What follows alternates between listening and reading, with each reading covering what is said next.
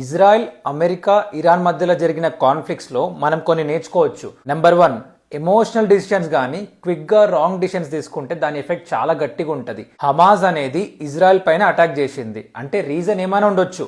అది హమాజ్ తప్ప ఇజ్రాయెల్ తప్ప అనేది పక్కన పెడితే హమాజ్ అనేది అలా అటాక్ చేయడం అనేది ఒక టెర్రరిస్ట్ అటాక్.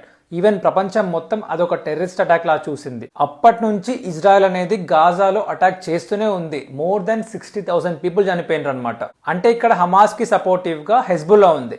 ఈ హెజ్బుల్లా, హమాస్ అనేటివి ఇరాన్ కి క్లోజ్ అలైస్ అనమాట. చూడండి, అంటే ఇప్పుడు హమాస్, హిజ్బుల్లాలో టాప్ లీడర్స్ చనిపోయినరు.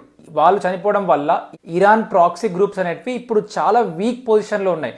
అంటే ఇప్పుడు ఇరాన్ అనేది one of the weakest position లో ఉంటే అది అమెరికాకు ఒక ఛాన్స్ లా మారింది అటాక్ చేయడానికి. నెంబర్ 2, హిస్టరీ ఎంత ఉన్నా కూడా అల్టిమేట్ గా బలమైనోడిదే రాజ్యం.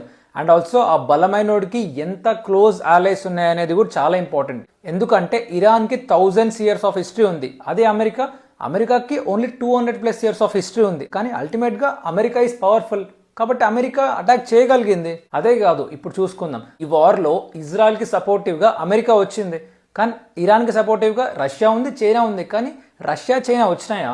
ఓన్లీ మాట సహాయం చేయగలిగినాయి. ఇక్కడ ఇరాన్కి అదొక వీక్ పాయింట్ అయిపోయింది.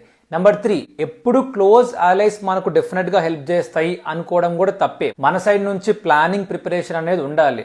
ఒక ఎగ్జాంపుల్ చెప్తా. ఇండియా అనేది రష్యా దగ్గర S-400 వెపన్స్ కొన్నది. అప్పుడు మనకు అమెరికా ఏమన్నది, మీరు అవి కొంటే మీ పైన శాంక్షన్స్ పెడతామని అన్నది. అయినా కూడా మనం రష్యా దగ్గర నుంచి కొనుక్కున్నాం. ఇప్పుడు ఆ S-400 వెపన్స్ ఉండడం వల్ల మనకు ఆపరేషన్ సింధూర్లో అవి ఎంత హెల్ప్ అయినాయి.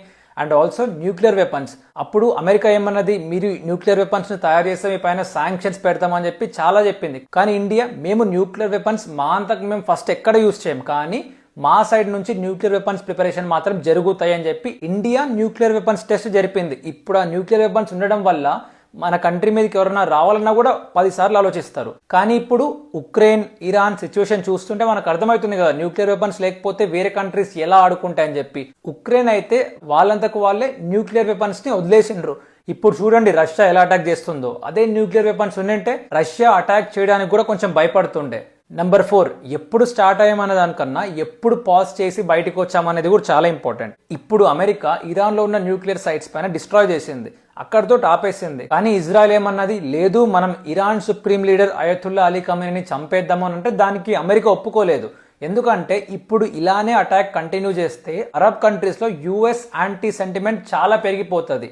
అమెరికా గోల్ ఏంటి, న్యూక్లియర్ వెపన్స్ తయారు చేయకూడదు, వాటిని డిస్ట్రాయ్ చేసింది, అంతవరకు ఆగిపోయింది. అందుకనే ఎప్పుడు స్టార్ట్ చేసామన్న దానికన్నా ఎప్పుడు పాజ్ తీసుకొని బయటకు వచ్చామన్నది కూడా చాలా ఇంపార్టెంట్ అన్నమాట.